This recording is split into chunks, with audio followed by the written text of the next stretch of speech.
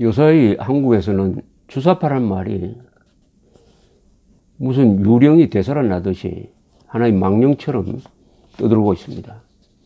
주사파 정권이란 말을 야당과 일부 언론에서 제기를 하는데, 문재인 정권 측에서는 우리는 아니다. 한때 주사파였던 사람이 있으나 지금은 전향했다. 우리의 신념은 헌법 정신대로 자유민주주의 시장경제다. 반공 자유민주주의 시장경제다. 이렇게 말을 하지 않습니다. 그러면서 그 쟁점을 잡고 다른 말을 통해서 피해갑니다. 정치판에서는 유명한 이야기가 있습니다. 반박되지 않는 거짓말도 진실로 통한다. 반박되지 않는 주장은 그것은 사실이라는 것을 인정하게 됩니다. 주사파 정권? 그러나 문재인 대통령은 1970년대에 학생운동권이었습니다. 그때는 주사파가 아직 생기기 전이었습니다. 주사파 정권이라고 하면은 이건 대통령을 지칭한다기보다는 대통령 주변에 있는 참모들 중에 80년대의 주사파 운동을 했던 사람들이 한두 명도 아니고 많이 있다는 의미에서의 주사파 정권이라고 이렇게 구분할 필요는 있을 것이라고 생각을 합니다. 근데 주사파는 주체 사상파라고 풀네임이 그렇게 되는데 무슨 사상의 한 일파가 아닙니다. 주체 사상은 김일성주의입니다. 김일성을 우상 숭배하는 것이 주체 사상이고, 주체 사상의 핵심은 한국에서 미군을 몰아내고 자주적인 국가를 만든다. 그것을 공산화라고 표현하지 않고 그렇게 이야기합니다. 그러니까 주적이 미국입니다. 미국. 한미동맹을 깨는 것이죠. 한미동맹을 깨면 자동적으로 대한민국과 북한은 하나로 합쳐지는데, 그게 한반도의 주체 사상화로 귀결된다. 쉽게 말하면 김일성 세상으로 만들겠다는 겁니다. 한반도를 김일성 세상으로 만들겠다는 겁니다. 그게 주체 사상파의 존재 목적입니다.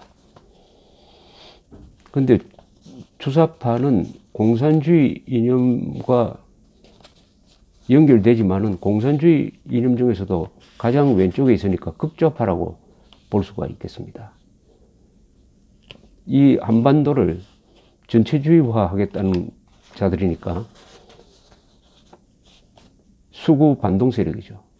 인류의 문명은 자유의 확대로 나아가는데 자유를 말살하는 쪽에 줄을 쓴 사람들입니다. 그렇다면 주사파라고 부르면 오해가 생깁니다. 김일성주의라고 그래요. 김일성주의 집단이라고 부르는 것이 정확합니다. 주사파는 김일성주의 집단이라고 불러야 합니다. 그런데 이 주사파가 된 이유는, 주사파가 된 가장 큰 이유는 역사 조작에 넘어간 것입니다. 그 역사 조작의 핵심은 김일성이가 항일 독립 무력 투쟁을 한 사람이다. 그런데 대한민국을 만든 사람들은 친일파다. 이런 조작에 넘어가서 이른바 민족주의 선동에 넘어간 사람들입니다. 그것이 사실이 아니라는 것은 제가 여러 번 말씀드렸습니다만은, 그러다가 보니까 이 주사파의 가장 강력한 무기는 한국의 애국자들을 친일파로 보는 겁니다. 친일 마녀 사냥을 지금도 하고 있습니다. 친일파가 대한민국을 세우고 친미파가 되고 반공주의자가 되었다. 이런 도식을 가지고 말하자면 대한민국을 부정합니다. 대한민국의 민주적 정당성까지 부정하고 민족사적 정통성까지 부정합니다. 그럼 한번 따져보겠습니다. 이 김일성주의자, 이른바 주사파와 친일파, 그 사람들이 고발하는 친일파는 누가 더 나쁜지 한번 따져보겠습니다. 일제시대에 한국인의 선택은 항일 독립운동하여 죽거나 감옥에 갈 것인가, 아니면 순응하여 살면서 실력을 길러 독립 준비를 할 것인가 양자택일이었습니다. 적극적으로 일제 앞잡이가 된 한국인들이 있었지만 극소수였습니다. 박정희, 신현학, 백선엽 같은 분들이 일제에 순응하는 척하면서 실력을 길러서 대한민국의 발전에 이바지한 사람입니다.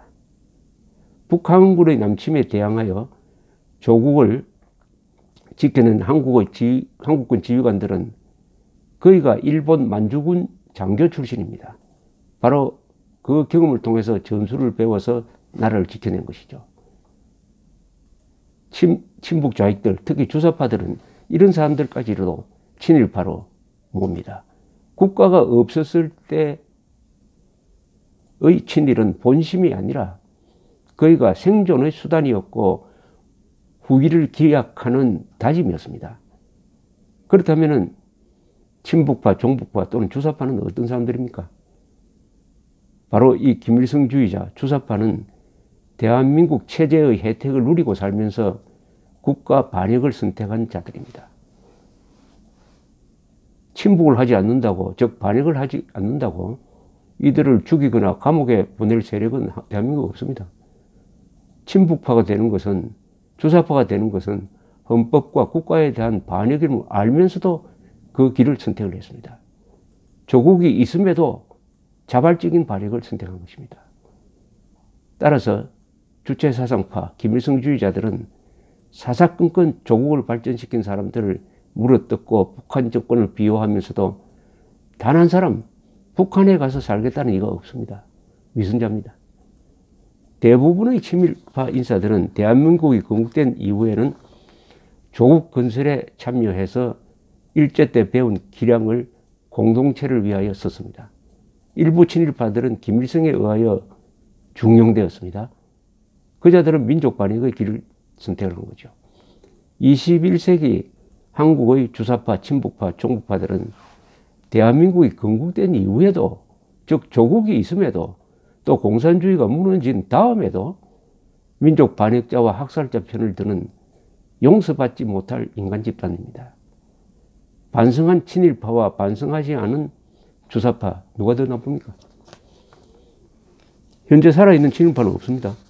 친북파는 지금 득세를 했습니다. 주사파도 지금 힘이 셉니다. 친일파는 국가와 헌법에 위해를 끼칠 수가 없습니다. 그러나 주사파는 현존하는 명백한 위험 요인입니다. 친일파 청산은 할 수가 없습니다. 친일파에 대한 연구와 평가가 있을 뿐입니다. 그러나 주사파에 대한 단죄와 청산은 시급한 국가적 과제입니다. 인류적 과제죠. 친일파 유족들로부터 재산을 몰수한다는 법리가 성립된다면 주체사상파의 경우에는 그 당사자로부터 재산을 몰수해야 될 것입니다. 친일파의 상당수는 2차 세계대전 때 정보가 부족하여, 즉 일본군이 승리하고 있다고 믿은 나머지 친일항동을 했습니다. 그러나 주사파는 대명천지의 정보화 시절에 김정일과 김일성과 김정은의 악마적 행동을 다 알고도 이들에게 영혼을 팔았습니다. 모르고 정보가 부족해서 한 친일과 알고서 한 친북, 어느 쪽이 더 나쁩니까? 아군의 장수가 고종이었습니다. 그 고종이 나라를 갖다 바쳐버렸습니다. 일본에 항복한 거죠. 그 고종의 후손들, 형제들은 일본군의 장교가 되거나 일본 황실의 한 가족이 되었습니다. 장수가 항복했습니다. 그러면 쫄병들이 끝까지 싸우지 않고, 장수가 항복했는데 나라 일본 백성들, 즉 쫄병이 끝까지 싸우지 않고 항복을 해서 만주군 일본군에 들어갔다고 벌을 줄 수가 있습니까? 장수가 항복을 해버렸는데 어떻게 쫄병이 끝까지 싸웁니까? 이것은 너무 잔인하지 않습니까? 그런데 이 주체사상파는 일제가 아니라 지금의 일본과 친하게 지내야 한다고 주장하는 이들까지를 친일파로 욕합니다. 지금 일본은 일본 민족주의가 아니잖아요. 지금의 일본은 한국과 친선 관계를 맺은 민주주의 체제의 나라이고 북한 정권은 독재 체제의 적입니다. 그럼 우리는 북한 정권보다는 일본과 더 친하게 지내야 되죠. 더구나 한미일 동맹의 일원입니다. 일본은. 그렇다면 일본과 친하게 지내는 것이 국익을 위하는 길입니다. 이런 사람들까지 친일파라고 욕을 하는 것은 주사파의 좋게 말해서 시대착오적입니다. 주사파가 친일파를 고발하는 것은 강도가 절도를 고발하는 것과 비슷합니다.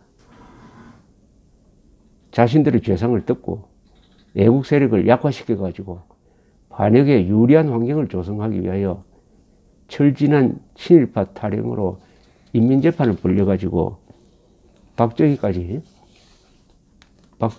친일파로 몰아가지고 역사를 왜곡하려고 하는 것은 공동체를 파괴하기 위한 목적입니다. 그러나 역사는 이 주사파에 대해서 아주 가혹할 것이라고 생각합니다. 왜냐하면 정보화 시절에 그들이 남긴 거짓말과 폭언들, 망언들이 너무나 많습니다. 아마 대대로 웃음거리가 되고 자손들까지 그 부끄러운 조상들을 외면하게 될 것입니다. 오늘의 법망을 피한다고 해도 후손들에 의하여 단죄될 것입니다. 주사파 불쌍한 영혼들입니다. 감사합니다.